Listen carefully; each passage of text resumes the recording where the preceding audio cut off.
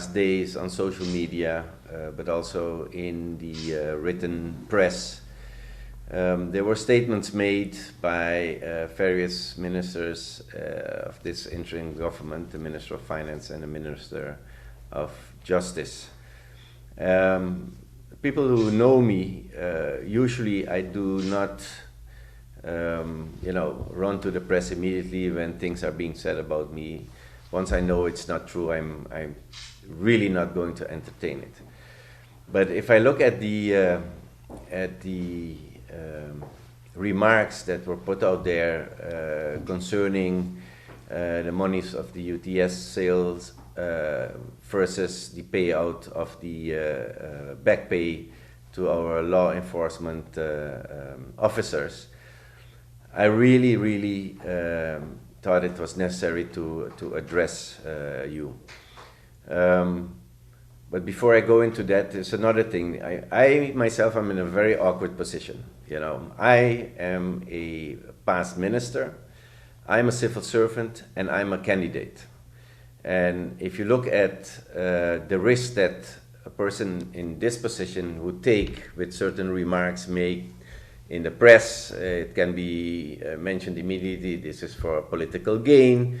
The other ones might say, he said it, well, we're going to deal with him when the time comes.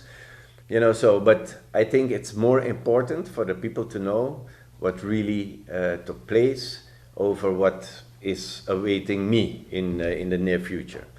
So hence my participation in this press conference. Now, to go back quickly to the issue that we have at hand with the police officers. When I was the Minister of Finance and the caretaker Minister of Justice, there were heated discussions in the House of Parliament on the back pay of the police officers. One parliamentarian in particular was stating, when we are in office, I will instruct the Minister of Finance and the Minister of Justice immediately to make sure that the police officers get their monies paid. In following up on that, the police unions sent me a letter with their grievances, and we agreed to meet one another, which we did, which was a very transparent and fruitful meeting, because there's where the problems really came clear to me. At the same meeting, I explained to them the do's and the don'ts.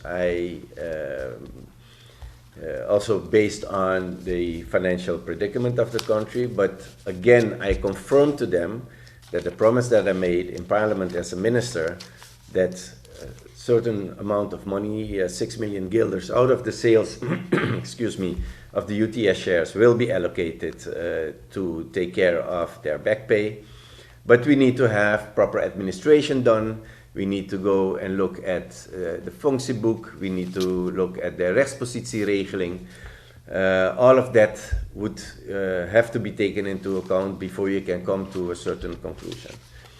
But we, together with the unions and my team, and just for clarity's sake, at no time I ever met the unions by myself, single-handedly taking decisions. I was always accompanied by either legal advisor or financial advisor in all the meetings that I had.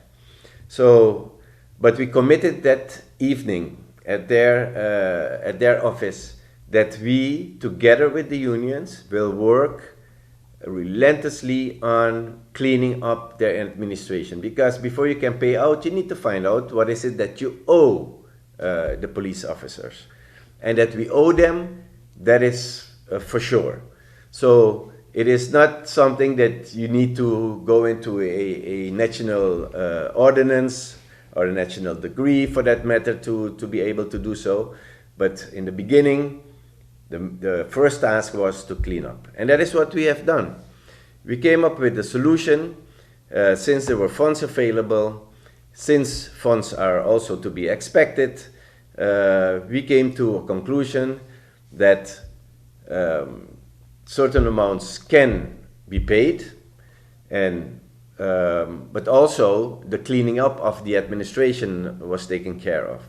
where initially the police administration showed amounts above 10 million, while going through their administration, we came to the conclusion that it was far, far less than that. That created some disappointment for some of the officers, but it is what it is. You know, we cleaned it up, but it also gave some more space to also add other officers in the justice chain.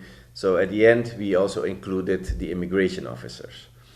Now, one of the reactions in the press was, oh, look him there, he is fooling the police officers and it's campaign time, he makes false promises. It is hard on paper what we did and what is possible to be done. The solution is there. So my major question is right now, why are we bickering over something that I put together with my team, a solution on the table? Just take care of it, just roll it further out. In short, in a nutshell, we agreed with the unions that the law enforcement officers who are entitled to compensation can get an advance payment before December. The funds are available for that. I don't know in the meantime if that's still the case, but when I was there, the funds were available and earmarked.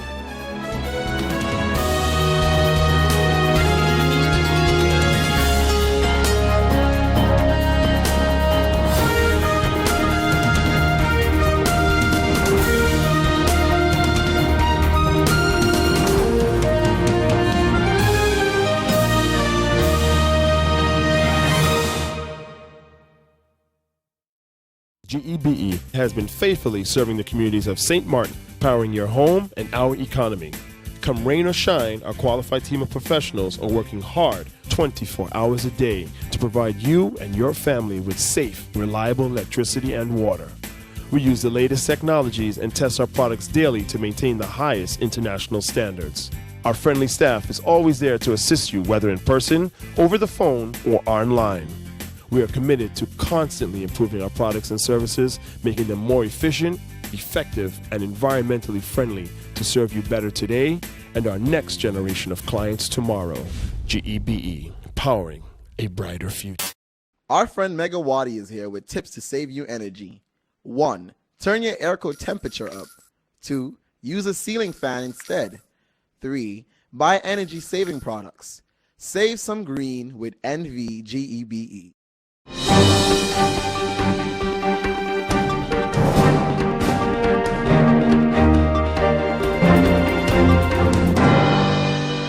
So this is a really memorable moment because this young lady started coming from Aruba as a nurse in St. Rose Hospital.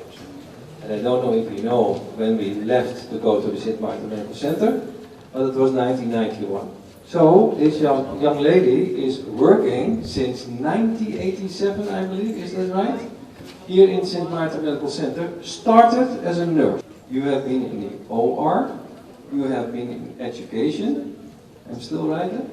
Dialyse. The dialyse you have been as well. And of course you have an important role in the membership and in the board of the union. So a lot of different roles. So guess what? Her legacy is very, very broad in the organization. And I think, and seeing also that she has been invited by the governor of SEMA Estacia, just to give the appreciation about what she did for SEMA Estacia, and exactly the same she did here on St. Martin. She teaches a number, and a very big number, of all nurses here standing and still are working in the St. Martin Medical Center, but also in SEMA and in Estacia. That's a real legacy. That's a period of time. And this young lady is leaving today in this memorable moment to go to pension. But Brunelda is Brunelda. So I expect it will maybe take 5 minutes before she somewhere sneaks through a door to come back again. To all, for all of you of course, to do what she has to do to support you and make your life in the future better. Let me start by using the proverb, where there is a will, there is a way. and this really fits into Brunelda. I was human resources manager of this hospital from 1991 until 2000. And I will tell you how it all started with Brunelda. Working, of course, as a nurse here in the hospital, and we would bring in the IFE, the nursing school from Curacao here, to train our nurses. There is where it started. And of course, Brunelda, like a nosy nose, would go and find out this and find out that from the IFE, yeah, how she is also able to follow the course of the IFE as a nursing instructor. And I said, okay, that sounds good, Brunelda. How are we going to do that? Because you are here working, and of course the course is all the way in Curacao. Well, as I said, where there is a will, there is a way. Because Brunelda offered all her weekends, travel on and on to Curacao to do the course, to be able to graduate as a nursing instructor. That is, of course, dedication. And that is, of course, perseverance in what you would like to achieve. And the evidence is here today of the many, many nurses you have turned out to be nurses, the persons you have turned out to be nurses today. Yeah. And we are very proud of you.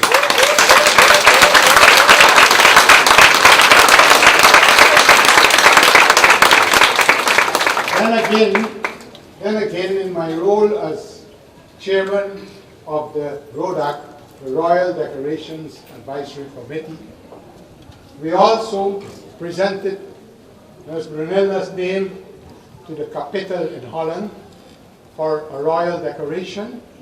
And of course, Majesty the Queen, yes, decorated Brunelda with member in the Order of Orange Nassau.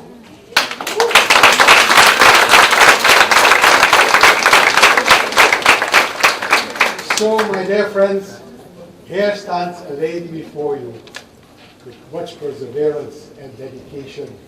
And I'm sure that this is not the end for you.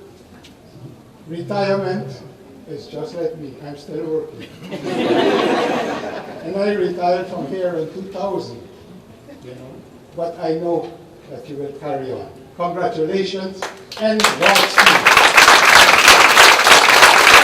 Guys, we all know, and the numbers speak for itself. So there's the action speaks louder than words. And that was Brunelda's life's motto. Her actions spoke louder than words. And the fact that we all are here today actually, of course, demonstrates that. You go into the details, we know how much Brunelda has put into her profession to improve herself, but not, of course, forgetting that she has to leave a legacy behind. And a legacy she did. We know that the different activities that takes place in the SMMC this week, the weeks before, and years gone by, as she crowned Miss Hurricane by my colleague. It's Miss Hurricane in a positive manner, not in a negative manner. So I don't want keep you guys waiting too long. We have Mr. Conrad here on the side. I would like to congratulate Brunelda in reaching this milestone, and I know it's just another beginning for Brunelda has been here. So once more, congratulations on behalf of the medical staff, specialists who came and gone and met Brunelda here. I congratulate you on this milestone, and I know there will be many more coming. So we'll be here one more time, talking about another topic.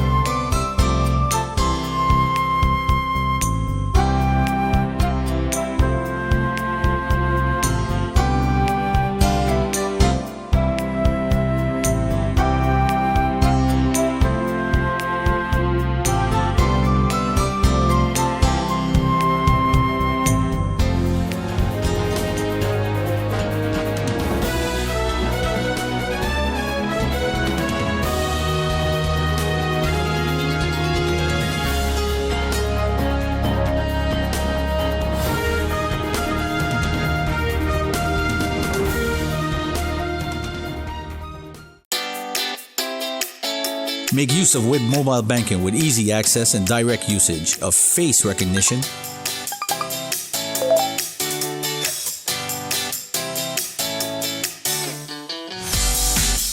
PIN code,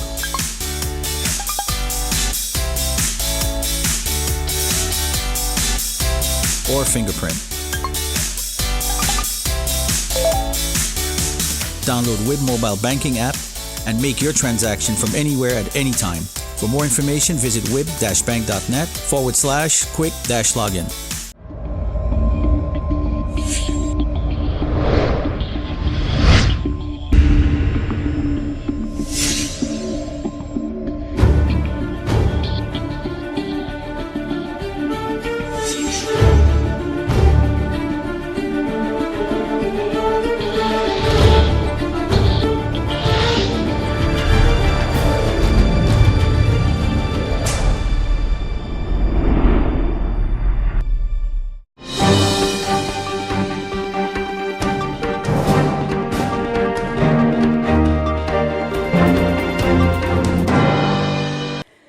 At this moment, the Ministry of ASR is busy negotiating to place a place to relocate the ambulance department.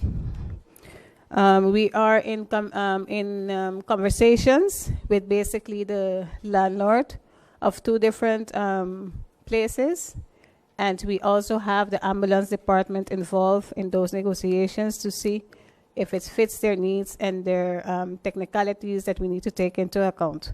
So those negotiations are being taken place right about now. We're trying to conclude it as fast as possible so we can have the ambulance relocated to a more better and clean place. In addition, I want to inform the public that we are currently working on a registration drive for unemployed, skilled, and qualified persons in the community.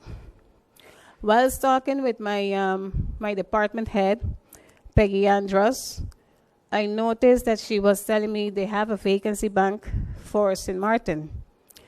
But when asking her about why it is it have so many qualified locals that are unemployed, her answer to me was, Minister, I do not see them. I do not know where they are. So the next thing that we did was, okay, what we can do is, me as a qualified professional, I wouldn't go to the labor office either to register, but we need to call out to our unemployed, skilled, qualified locals to come up front, register your name at the labor office, so at least we have your information in the data bank. We, on our end, from the government, we will do our side, but you need to help us and contribute so we can stand stronger and give the locals that opportunity that they are crying out for. If we do not have that information, we on our end cannot do what we need to do. We are working in collaborations with the Ministry of Romi and also Ministry of Tiat. And we are discussing certain projects to see how we can place our locals in the different capacities. It's not only cleaners need to be locals. Locals don't only have to be cleaners. So we are looking into from the higher level up to the lower level to place locals, because I know that you guys are out there. So just come and register. That doesn't mean when you register at the labor office that you cannot continue doing on your own, seeking for a job and doing that. But we need to have that information in order for us to negotiate when these projects present themselves and to justify why we do not need to look for overseas or bring other people from abroad.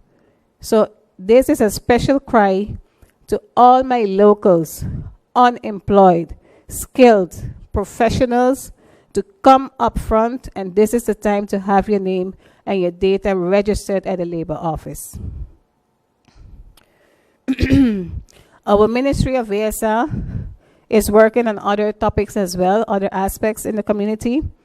We are in constant communication with Ministry of Justice, Minister Duran, to seek how we can improve different aspects when it comes to domestic violence and child abuse, which of course have our attention as well. We are in communication also with the Ministry of Vromi, like I mentioned, in the other aspect of social development and improvement when it comes to housing and improvement of the housing capacities and for our public, especially those that have encountered difficulties after Hurricane Irma. So it's a teamwork. We work together with all ministries to get the message across and making sure that as one, we can make sure that everybody benefits on both ends. On the other note, while trying to focus on the work that needs to get done, I unfortunately was confronted with two personal matters that were highlighted in the media. I'm a professional. I'm an accountant for 14 years, running my business, not only on St. Martin, but also in Aruba and in Curacao. And it's very unfortunate that the media is using the media to publish one-sided stories and rumors that are not founded. And I find that my name should not be smeared or dragged into all of this when it is a political campaign taking place. So I will keep it at that. I do not want to emphasize or go into details about anything relating my personal matters, as my legal will basically be dealing with all of those aspects.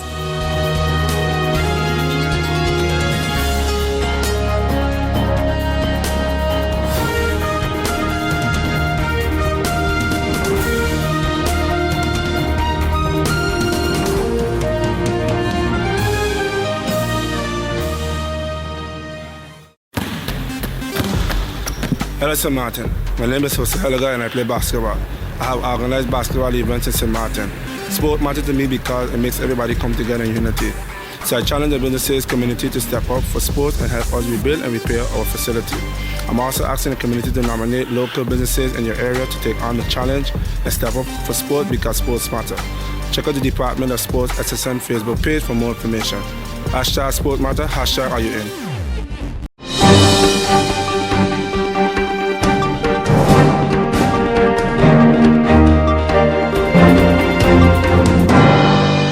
During the course of the past week, I've had the pleasure of meeting with the SG of the department heads to address a number of pressing issues, objectives, and the focus on the ministry.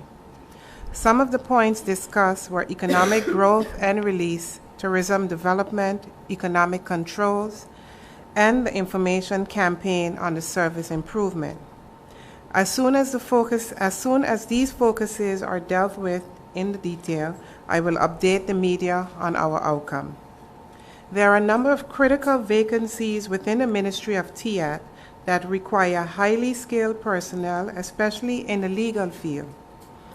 These and all other vacancies will also be posted on the government's website. I urge all interested applicants to solicit the above-mentioned vacancies as soon as possible. On Thursday, December 12th and Wednesday, December 18th, we are scheduled to have 5 cruise ships in port. The St. Martin Tourist Bureau will be hosting a 2-day mini Christmas village in the front of its office located in the Point Blanche area from 9:30 a.m. until 5 p.m.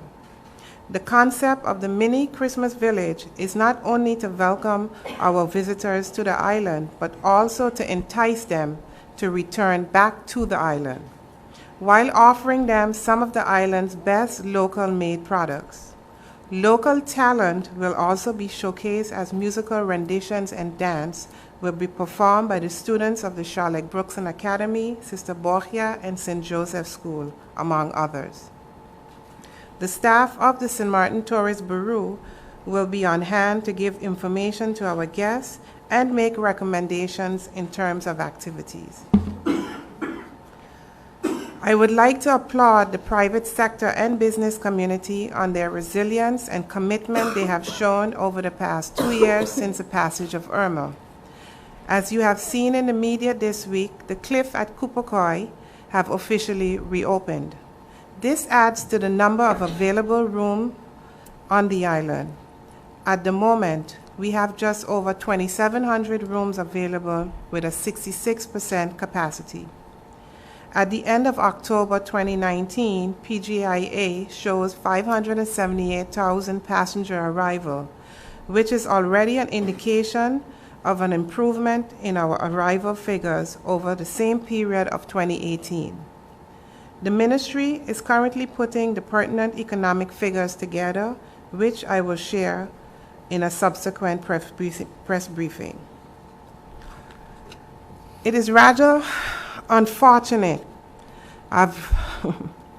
It's rather unfortunate what was publicized on an online media by Mr. Valentine of the Phillipsburg Promotional Board regarding TIAT's efforts to collaborate on the decoration of Phillipsburg area for the Christmas season.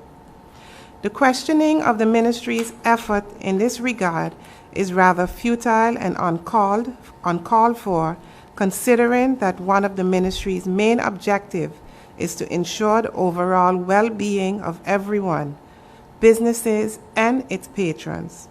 I would like to say here as well, just being in office for 14 days and being a resident of Phillipsburg, I have always been a proponent of making sure the Phillipsburg area is uplifted and beautified, especially with this upcoming season.